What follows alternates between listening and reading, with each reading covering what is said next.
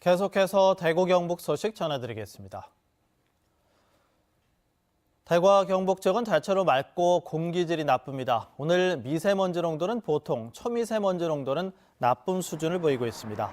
아침 최저기온은 대구 0도, 포항 1도, 안동 영하 4.2도 등으로 어제보다 1도에서 5도가량 높았습니다.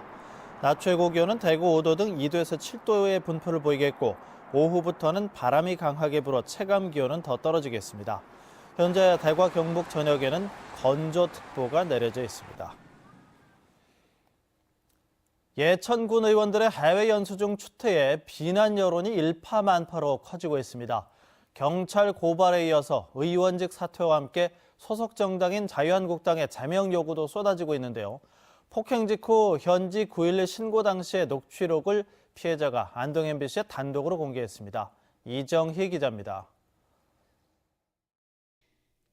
빡빡한 해외 연수 일정에 불만을 품고 박종철 예천군의회 부의장이 여행 가이드를 폭행한 직후 캐나다 9.11 신고 당시의 상황입니다.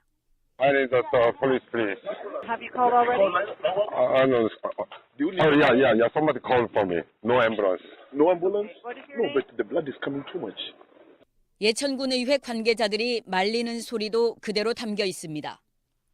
Yeah, somebody hit me. I'm wearing glasses. The glass is broken, also I'm bleeding.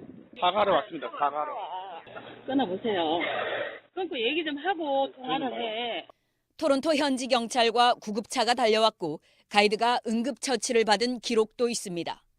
안동 MBC의 첫 보도 이후 예천군 의회가 공식적으로 사과했지만 폭행 당시 음주 여부, 또 다른 의원의 여성 접대부 있는 술집 안내 요구는 여전히 인정하지 않고 있습니다. 변명이 이어지면서 비난 여론이 전국적으로 확산되고 있습니다. 아예 군 의원직을 사퇴하라는 요구까지 나오고 있습니다. 절대 도둑들, 예천군 의회 의원들은 사퇴하라. 보수 성향의 시민단체가 예천군 의회 표지석을 씻어내는 때밀이 퍼포먼스를 벌이고 군의원들을 경찰에 고발했습니다. 더불어민주당 지역위원회는 예천군 의회가 계속해서 미온적인 태도를 보인다면 주민 소환 운동에 나서겠다고 밝혔고 정의당 경북도당은 해외 연수 경비 6천여만 원을 전액 반납하고 군의원 9명 중 7명이 속한 자유한국당은 이들을 즉각 제명하라고 촉구했습니다. 청와대 국민청원 게시판에는 해외 연수 폐지와 의원직 박탈을 요구하는 청원 글이 10건 가까이 올라왔습니다. MBC 뉴스 이정희입니다. 국립농산물 품질 관리원 경북지원은 설 명절을 앞두고 원산지를 속이는 행위를 단속합니다. 농관원은 특별사법경찰과 소비자단체 등 420여 명을 투입해서 수입산을 국산으로 속이거나 수입산과 국산을 섞어 속이는 방식을 집중 단속합니다.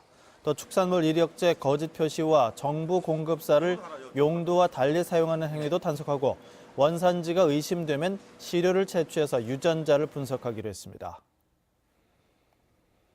올해 대구의 공립유치원과 초등학교, 특수학교 교사 임용 후보자 2차 시험이 내일부터 11일까지 사흘 동안 경북 기계공업고등학교에서 열립니다.